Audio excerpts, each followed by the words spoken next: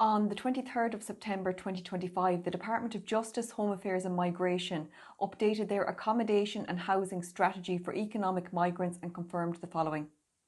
1. Under designated accommodation centres, they have confirmed that the Irish Government have established more than 320 designated accommodation centres spread throughout the country, providing free accommodation, free meals, free laundry services, free healthcare, free education and integration supports, and free utilities to economic migrants, noting that equivalent supports and services are not provided to Irish citizens in emergency accommodation. 2. Under accommodation recognition payment, they have confirmed that the Irish Government are continuing to offer homeowners or tenants what is called an accommodation recognition payment, which is a tax-free payment of €600 per month to anyone willing to host a Ukrainian migrant in their home or vacant property, noting that no equivalent payment for housing homeless Irish citizens exists.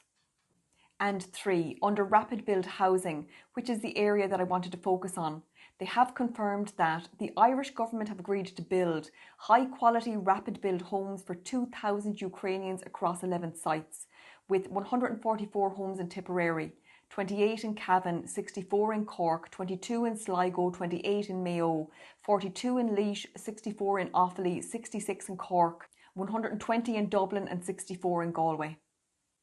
Now, according to these figures, the Irish Government intend to build approximately 612 homes for Ukrainians at a cost to you and I of around €300 million.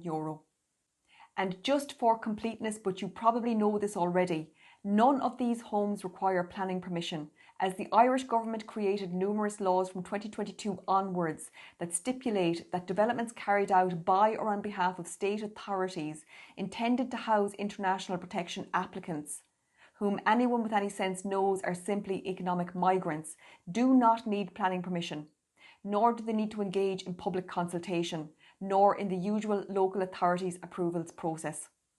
As I stated earlier, this updated accommodation strategy was released on the 23rd of September 2025, but something else happened on that same day. A husband and wife in their late 70s appeared before Roscommon District Court over a breach of planning laws.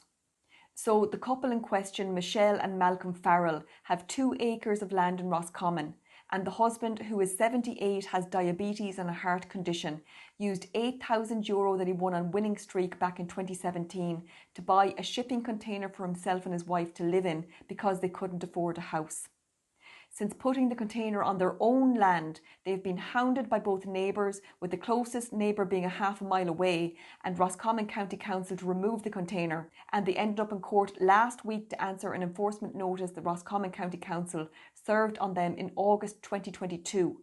which, it should be noted, is right around the time that Ireland was being flooded with hundreds of thousands of economic migrants from across the world. This couple have effectively been living off the grid, using solar panels for electricity, water buckets for rainwater harvesting, a vegetable garden to grow their own food, and they also keep goats and chickens. So not even this climate-friendly, zero-emissions lifestyle was enough to save them from government discrimination. So on the 23rd of September, they were told by the courts that they have 6 months to make alternative arrangements or end up being fined €400 each per day, or even being imprisoned. The point is that on the same date that the Irish Government confirmed that they intend to build hundreds of high-quality rapid build homes for economic migrants without planning permission, using money that Michelle and Malcolm Farrell have paid in taxes, this very same couple in their 70s were before the courts for a breach of the very planning laws that do not apply to these economic migrants. In summary, the Irish Government are providing accommodation centres with free everything that can only be accessed by migrants. They are also making available a tax-free payment of €600 per month to anyone willing to house migrants, Ukrainians specifically. And now they have committed to build homes for 2,000 migrants at a cost of €300 million that bypass all normal planning laws simply because they are home for migrants,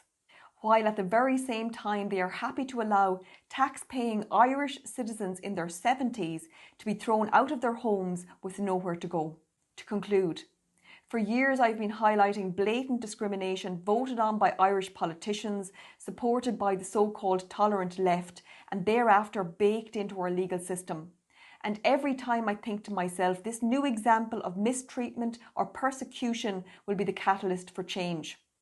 I pray it does not take you seeing your own mother or father, or even your own children, being bled dry for a repulsive government agenda for you to finally say enough is enough.